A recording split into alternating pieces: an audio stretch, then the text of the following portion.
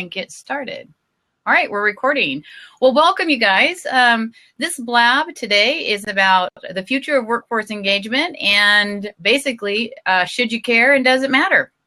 And my name is Janice Whiting. I am COO of ICOM4 and business partner and co-founder. Can you just see me, Sean, out of interest? Huh? Are we just seeing each other? No, I can see everyone. Okay, I can only see you, so I can only hear you. Who can you hear and who can you not hear?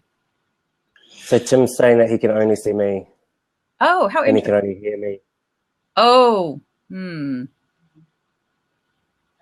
Right. Oh, refresh. Roy says refresh. He says if you got I'm going to try closing again. try closing Yeah, again. you got to refresh again. Sorry, mate. I'm going to keep going though, so we'll keep going. Okay. So Tanya and the rest of the crew here, Sean and Tim, are all over in Australia. I'm here in California, near San Francisco area. So I'm gonna do my best to try to host this conversation and keep it on track and keep it moving. We have about 1 hour, but unless it's the most robust conversation we've ever had, then we might go a little bit further. But we're going to try to keep it to an hour. I think Sean's on a call at 10. So okay, all right. Well, just remember, you guys, if you need to pop off, you're welcome to pop off, and you can pop back on. So that's the nice thing about Blab is that it's almost like a coffee chat where we're sitting down, we're having a cup of coffee. We're having a chat. If you need to get up and take off for a minute and you come back and the seat's open, just come on back in and sit down. Oh, we lost him again. Well, we'll keep moving forward. So with that said, we're going to have Tanya and Sean and Tim on the call. So I'm going to go ahead and let you guys introduce yourselves, and then we'll launch into the 3 questions that we're going to pose today. And we're just going to dig around in and just try to understand it a little bit more and express our own views, including me. I get to participate too. So why don't we go ahead and start with Sean and let you take it from there. Great. Thanks so much, Janice. Okay, so I'm Sean Hall. My role is I am head of employee and customer experience at a company called LiveHire. And LiveHire are essentially a talent ecosystem that are helping workforces sort of have a much more deeper understanding of their capability and help them look at how they manage things like strategic workforce planning. And prior to this, I've just joined there. Prior to this, I worked at Telstra, which is is Australia's largest telco. And I headed up brand strategy there, and then I headed up employee experience there as well. And so this is very much of interest to me just because all of those sort of change programs, transformation programs I ran, both at Telstra and now what I'm doing today, are all around how you engage people to be a part of that process and see value in that process. Mm-hmm.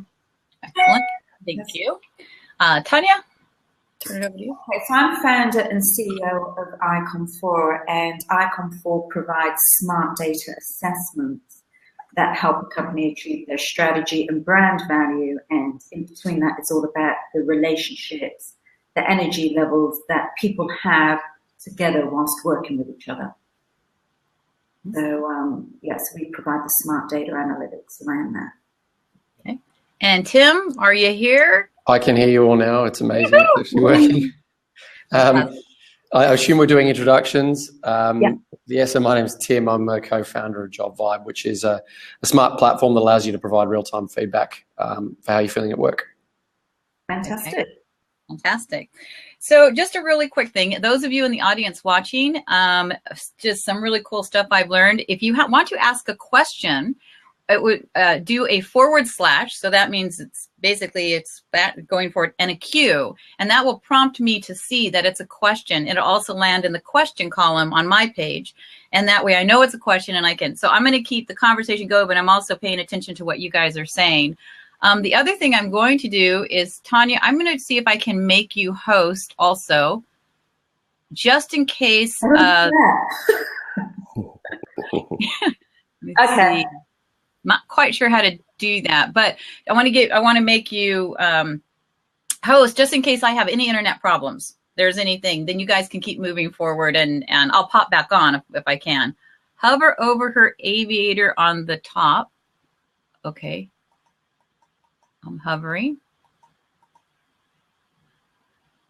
All right. Well, with that said, I'll look at what Roy is saying once I get you guys going on a conversation. So the 3 questions that we are asking today that I'm going to present are, what is engagement? What does it mean? Kind of who's involved? What's going on out there? So we're going to have a conversation about that. The second question we're going to move into is, what is the potential value of engagement? So why is this valuable to companies? What is the value that we've seen, experienced, and et cetera? And then the third is, what are we currently working on? And how does this help companies with their engagement levels? So with that said, those are our three general topics that we're trying to stay focused on. And with that said, I'm going to go ahead and start with the first one. What is engagement? And we're going to go ahead and open it up kind of in a way. We're going to start with Sean. We can move to Tanya and then Tim and let you answer that. But remember, you guys, this is about having a conversation. It's not a one-directed, I'm going to tell you. You guys, we need to talk. We're having a conversation about it. So just kind of keep that in mind. All right? No, we okay. Okay. All right. Who are you asking? Sean, let's start with Sean. Okay, cool. So, look, a couple of weeks ago, I went to a conference that was looking at the future of contingent workforce. And one of the speakers there spoke about engagement. And one thing that he said really resonated with me is that when we're looking at engagement, we should be looking at the amount of time that people are engaged, right? So I think that the way that traditionally we measure engagement is sort of a once a year type thing, a sort of finger in the air. And there's a lot of stuff that goes around that might not necessarily give us a true indication of how things are going. And also because of how quickly the world is changing today, we need to be able to get that feedback a lot more quickly in real time so that we can be more agile. And so I think for me, it's about really coming back to the definition of engagement, which is about that amount of time in which people are truly engaged in the type of work that they're doing. And, there's a positive psychology work around the theory of flow. And I think combining those two things to think about, well, when are our people really energized around the work that we're doing, and how can we, and I think this is where the data and analytics it needs to evolve to, is actually being able to measure for us and surface that to people about even when they work best themselves. When was that time you were in flow that you just sort of time disappeared? Why was that? Who were you working with? What were you working on? Where were you working? All of those sort of things that would give us much more insight about how we increase the amount of time that people are engaged. Mm-hmm. Yeah, I agree. That flow kind of starts stepping in, doesn't it, into that strengths and everything like that. So from the perspective of what I believe employee engagement is, and following on from what Sean said, it's the connection and the connection and the commitment that the workforce has towards the company, and to some degree the brand of the business. Like, are you proud to be working for the company that you're working for? Are you proud of what they do in the workplace and how they help the wider community? And I also believe that it's probably one of, if not the top, measurement tool used by HR and CEOs to get a gauge on how the workforce is tracking. How happy are they? Are they likely to stay? Are they likely to leave? So when CEOs are looking to kind of understand the state of play of their workforce, they're turning to employee engagement results as well as employee turnover results. That kind of seems to be, in the past, the measurement tools which are out there, but I think the industry is actually changing. And finally, I also believe that it is a measurement of people's wellness and energy levels. If you've got high levels of energy, you've got high levels of wellness, and you're enjoying your job, you're enjoying the relationships with the people that you were working with, you flow. You're in that flow, and you're enjoying your day. By the time you've left the office at the end of the day, you're not walking out exhausted and depleted of energy, but you're walking out and going, you're just feeling good. And the more times that people walk out feeling good at the end of the day, the higher the productivity of the workforce and the more likely they're going to stay working. Yeah, I think I'm just going to jump in here a little bit and just share. I think about I think about all three of us have built companies. I mean, and you think about that state you're in when you're putting in 14, 15 hours a day, you're really taxing yourself. So, I mean, I don't know about you guys, but I got a little shocky thing that I put on my back sometimes just so I can shock myself and keep working.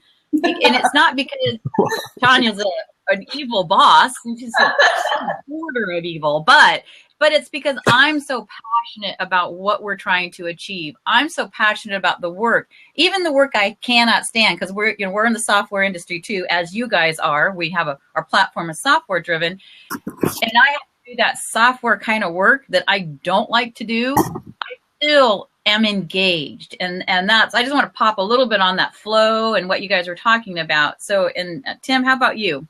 Want to chime in? Yeah, look, I mean, for me, I guess when you are particularly talking about it in the sense of a company, probably some of the bits that Tanya and Sean have already mentioned, but for me, it means, how connected and aligned teams are with each other, but also with the company they're a part of. So I know that Tanya was sort of talking a little bit about that. And it really comes down to, are they contributing? How easy is it for them to contribute? Are they passionate about what they're doing? But I think to Sean's earlier point as well, that engagement probably means in many ways something different to each of us and individuals, because do you have a purpose? Are you passionate about what you do? Do you have that kind of that mission that you're following, and you truly believe in what your company's doing?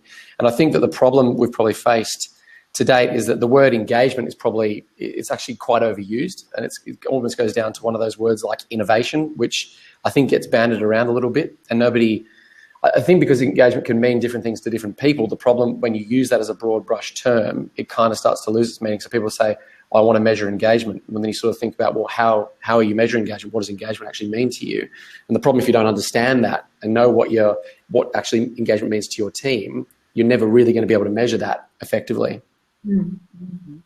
Yeah, so you guys, anyone add on to that? The only thing I think is just like listening to this as well, I think that there's something really nice, I guess, in that thinking that there's a responsibility, I guess, that you want a person that has a relationship with your brand, whether that's an employee or a customer, to actually be better off because of that relationship, and so hearing sort of Tanya talk about wellness, I think that's what we're there to do. And I think that, I guess, we're evolving from better off being more about sort of the functional, rational stuffs like well paid and benefits and things like that, to actually well off, be more about your, to Tim's point about, the connection with your personal purpose, and am I able to achieve that through the work that I do? Is my personal purpose connected to the organization's purpose? And so when you talk, Janice, I mean, I can totally agree with that. When you feel that you're connected to what the organization's trying to do, and that's part of what you want to contribute to as well, then it's very easy to sort of get lost in the work. Mm-hmm. Well, I think there's two main points for me here. One is that I think it's two things, and with every industry, you kind of go here, and then you try to figure out the middle between what does this mean? What does engagement mean? It really is up to the individual. What engages me is going to be completely different than Tim and Sean. And for me, and it's not a criticism of the industry, but I think the industry has really tried to hone it down to a point that it's almost, they really have kind of pigeonholed people into a pretty tight box around what says I'm engaged or not engaged. Mm-hmm. And I think that's a big challenge. Yeah, I think that's probably a combination of also using, traditional approaches and techniques. So a lot of, because, as people always say, and our chairman always says this, that the world hasn't changed, people have changed. And that means that, with all of this change, you've got to really come up to speed with the techniques and the tools that you're actually using to help enable people to do certain things. And I think particularly in this area, it's just been that problem where it hasn't evolved fast enough, and we're still trying to retrospectively fit these older styles tools on a kind of a newer age workforce, essentially.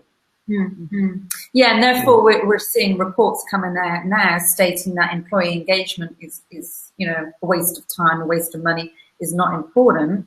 And I think it's because of the traditional tools have people focusing on the wrong areas because they're not able, or they're not trained or skilled enough to interpret the data which is being presented.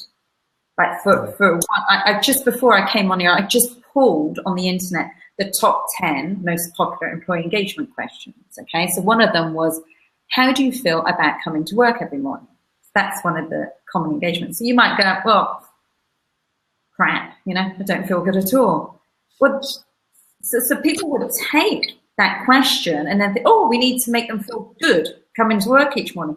But they have no idea why they don't feel good, because they haven't established how people are different and are motivated by different things.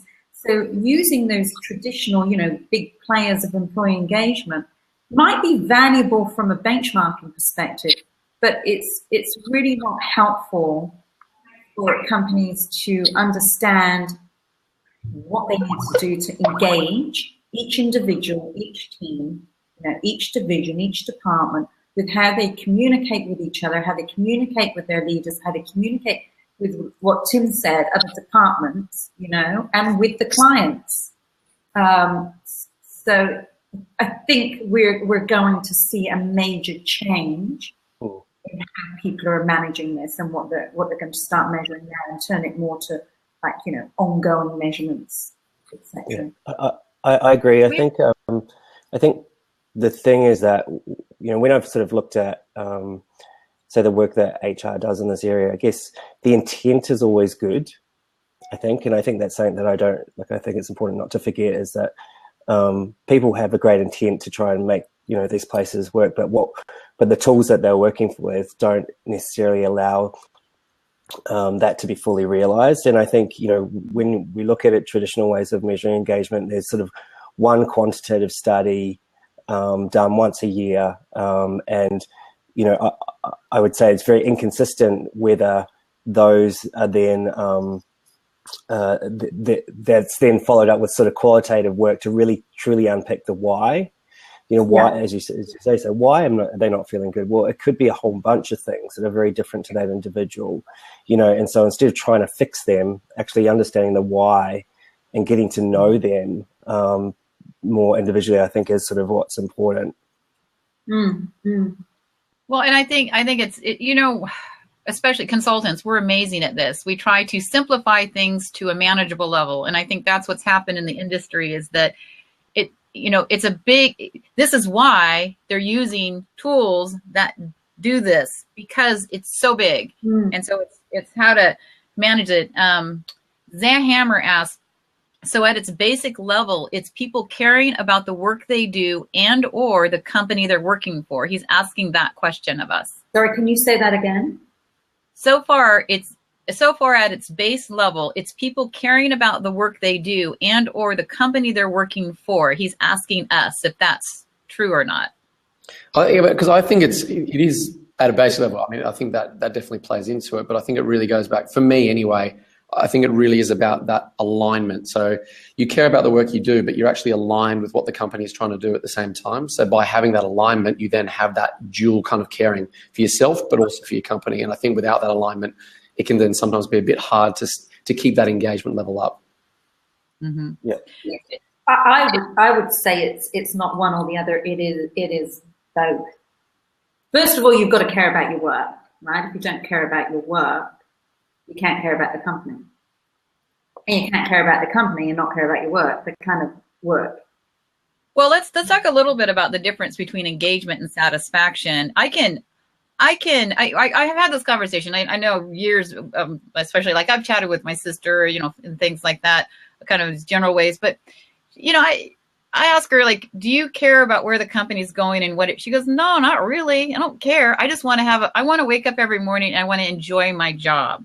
And I want to enjoy the relationships I have there. I don't want to get beat up every day. I don't want to feel bad. And I think, Sean, what you said, I even wrote it down, that she wants to feel better off by the interaction she had with the company and the people around her than if she didn't have it. And I think, to me, that's such a crux. And even if you don't, there's a lot of individuals out there that have jobs that are not exciting. They're not interesting. They're actually rather boring, but they need to get done. Can they still have that? Can they still, quote unquote, be engaged as an employee? Well, I think yes, because it comes down to your individual needs, right? Because it might be a means to an end, for some people, versus their work having played a bigger part around their identity. And I think this is what's I feel is what's new, and why there's this sort of change that we need to create here, is that a lot of people I think people sometimes need a little bit of help in actually understanding what their individual purpose is to start with, because that requires, a decent level of self-awareness to begin, decent level of reflection to begin. And then the role of the leader is to help them actually connect the dots to how that can actually be achieved within that working environment, and how it's connected to what the company wants to achieve. I think to your point too about your sister, I mean, yeah, a lot of people don't really care about the strategy. They just want to focus on what they've got to deliver that day, and it's the leadership that are responsible for looking forwards. It's not necessarily everybody that sort of needs to do that. Some people need to focus on right now in that moment on delivering that level of service for the customer. And they'll want to understand why the company exists, but they might not necessarily have to understand everything that's got to be done. Mm-hmm. It's interesting because the way we kind of look at the measurement of engagement,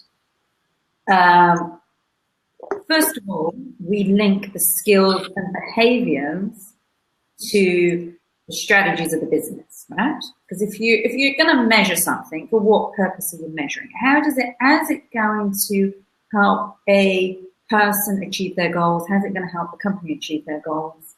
And if they're front-facing client staff, how is that going to support the brand promise, right? So first of all, that's if whatever we ask, we link it to a business outcome. But then we look at asking them, well, what do you desire? And then what do you experience, right? And I think all the other services are going, what do you experience? You said, well, I don't experience that. Then you go, oh, we need to make sure they experience that. You go, well, I actually don't want to experience it. I want to experience this. But because you haven't asked me what I desire, you don't know what my purpose is. And I think a lot of people, because I've just seen a question come in, is a lot of people don't even know what their purpose is, right? It's hard to know what your purpose is. You kind of bumble along and, you might get a counseling or something, find out what your values are and stuff like that. But when you just turn it to, well, what do you desire to happen in the relationship that you have? What do you desire to happen, in the relationship that you have with your leader or, the people you're working with? It allows you to kind of understand a bit more about what drives you and what motivates you. To get closer to what actually pushes your buttons and energizes you and stuff like that. Yeah. So Sean and you guys, if you see a question pop up in the feed, feel free to pop on and start answering it. It just let us know you're answering the question. How about you guys, this idea? So Zach asks, how do you help people find their purpose? We don't want to stay too much on this because we do need to move on to our next question. But with that, let's answer that, and then let's go on to move on to our next question. Tim and Sean, you want to? Yeah, I mean, look, I'll kick off. It's not a very easy one to answer, I think, as the guys have just pointed out. But I think the key is a big part that Sean was mentioning, that it really does come down to that role of the leader in terms of having those conversations. Because the more conversations you have and the more open that dialogue you keep between your teams and the manager, the more you're going to actually be able to discover in the long term. And I think the problem that we've had in the past, and if you look at anything from surveys or employee performance reviews or whatever it might be, is that you're always talking in such sort of stagnated way, in such sort of like, 1 or 2 intervals per year. And I think because when you do that sort of stuff, it's very difficult to delve deeper into how somebody actually feels about what they're doing. So having that constant discussion, keeping a very open and transparent approach to the way you run your team and the way you actually interact within your team is for me, is the key. Mm-hmm. Tim, question, your platform, can they put whatever questions they want into the platform? That's a part of it, yeah. Yeah. Okay. Yeah. Sorry. Sean, you want to add anything to that? Yeah, the thing that so when I've talked to my teams about this, there's 2 questions I get them to think about. And I think arriving at your purpose does, as Tim said, does take a bit of reflection over time. And the more that you can get some feedback and talk about it as well versus sort of trying to do it by yourself is great. But 2 main questions, and I think if you can find the intersection between the 2 questions, then you're sort of on the right track. And the 2 questions I get people to think about is what is it that they really care about, right? That they really care about, that's important to them, sort of almost on a spiritual level, right? And often you can ask the inverse questions that, like, what's the thing that really pisses you off?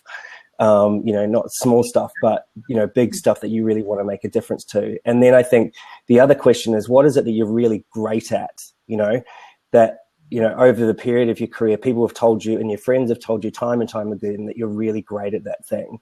If you can put your strengths, which are your strengths there, together with what you really care about, I think that there's a little bit of magic at that intersection.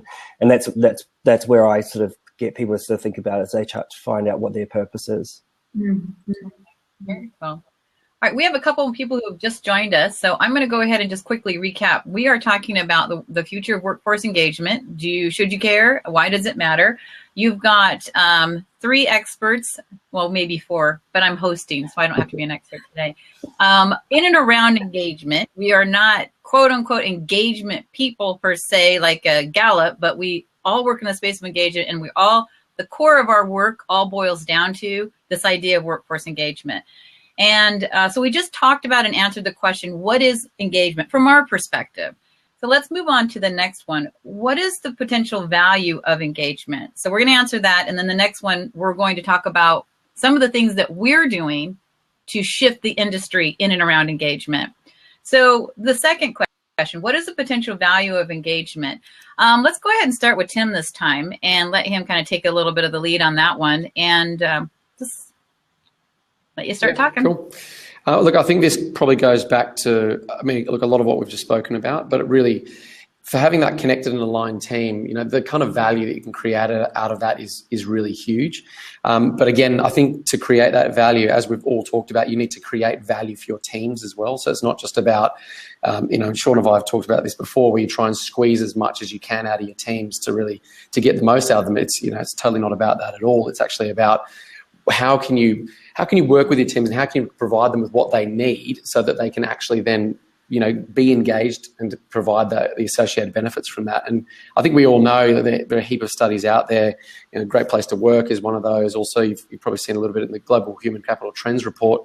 But it really just showed that engaged companies that, they're experiencing a lot of different benefits, from higher retention, which is great, more profitable, better customer service, because when they believe in that, and as Sean was talking to as well, and no doubt you saw, Sean, in your business at Telstra, is that when those people believe in something so passionately, that just exudes from them, and they want to provide that to everybody that they work with, and it starts to radiate, and then that helps all the other teams that you've got within the same company.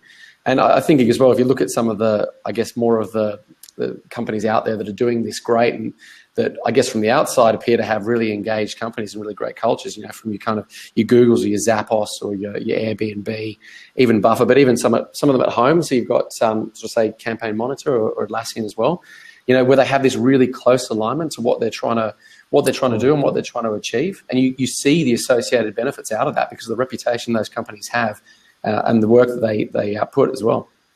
Mm-hmm. Absolutely. Yeah, I think the value is ultimately, if we're going to use sort of the corporate finance speak, this is about productivity, right? So people producing more valuable stuff for customers, that they're going to buy, and to Tim's point, it being a point of value for that individual as well, and contributing to that. I did.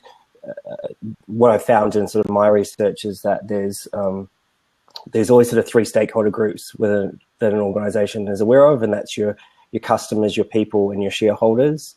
And often, if you prioritize one of those, certain behaviors turn up in the business. And when those companies that Tim talked about are companies that are prioritizing their people, right? Because they understand that the experience of their people, the employee experience, is ultimately going to drive the customer experience.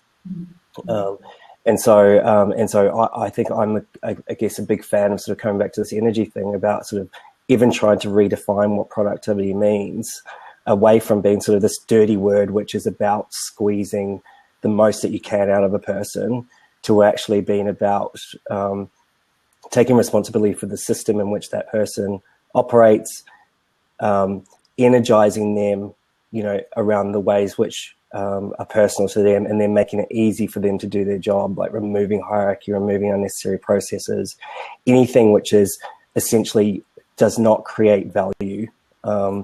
So I think that there's such a great opportunity to start to actually to shift there, and I think HR's got an amazing opportunity right now to really play a leadership role in defining this. But and I think that those companies that are born digitally are naturally doing this, but traditional organizations have got to catch up. Interesting point. Why do you say that companies that were born digitally are naturally doing this? I think that there's I think because the startup mentality, right, is that any activity or energy in a business is either creating value or it's not, right? There's no gray area. And therefore, as these guys have sort of born and pivoted and gone in new directions, that's sort of the question that seems to be always asked. You know, are we creating value with this activity or are we not? And being able to actually look at that way and be able to sort of, you know, when you're creating value, there's a sense of success and achievement that comes with that. And I think that just ultimately adds up to sort of a higher level of engagement as well. Whereas what traditional organizations have had to get scale through size, you know, and therefore, if you scale through size, you're inherently adding more and more complexity, which means that you've got more and more stuff in the system which doesn't create value. Mm-hmm. Okay. And also, I think, you know, carrying on from what Sean said, the older the organization, the more stuck in its ways it becomes, and the more attached it becomes to the way they've been looking at employee engagement in the past. But going to what Sean says, and the question you asked is the potential value of engagement. I totally agree that there is a link between employee engagement, customer satisfaction, and therefore the value and the reputation of a brand and company. I mean, you look at, there was an ad in Australia, so if anyone's listening from Australia, I think it was St. George Bank, where they were standing around a barbecue. He says, "Oh, what do you do for a living?" The guy says, "I work for a bank," and everybody goes, "Oh." He goes, "Oh, no, I work for St. George," you know? So that's about building the value of a brand through the people who work in the organization. But I think what's actually happening, unless companies start chunking it down on how to manage and raise employee engagement from a business unit perspective, from a team perspective, it becomes too massive to try and handle. Because you can't look at employee engagement at the top and go, okay, we're going to get everybody engaged in the organization by doing this and rolling it out to everybody. Because, like Tim said, everybody is different and requires different things. So when companies start to say, okay, well, let's tackle this from a team perspective, right? Each team has a group of people they're working with, they have leaders they're working with, and they have departments that they have to deal with on a daily basis. So if we can get those close units engaged, working together, there's high levels of energy, there's high levels of well-being, you know, happiness, respect for each other, there's a flow of work taking place. Companies will then see that their employee engagement levels will naturally go up because they're tackling it in small ways. And that requires finding out what people desire versus what they experience, and then measuring it constantly. Not leaving it to once a year, you know, or half a year. We're working on this. This is what we know we want help with. We're developing. I'm not sure if you're getting some track. You're breaking up a little bit. You know, I did a lot of work in my early years. I did a huge amount of work in the nonprofit arena. And if you want to see an interesting dynamic, go ahead and you got people working for pennies who are so passionate, so committed.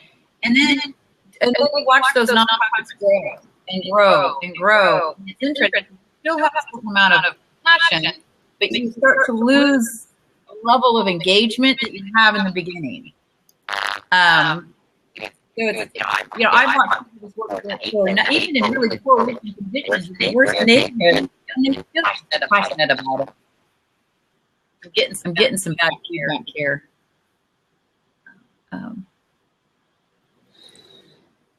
Are you guys getting a lot of feedback, or just on my end? A little bit. I'm hearing feedback from you. Okay.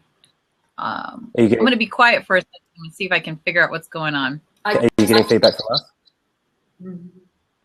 A little bit. Yeah. You know what, Tanya? I'm gonna turn over hosting to you, and then when I'm gonna come back in and knock. So let me in. Have I got hosting? Oh, what is that? Okay.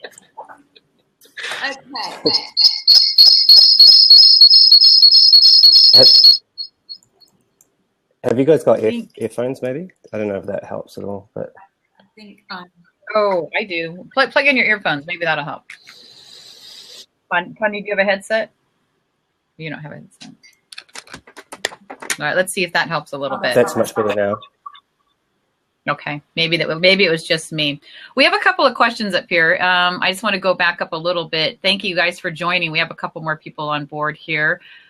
Starts with the company being comfortable being givers first and foremost. And I think that particular statement, Zach,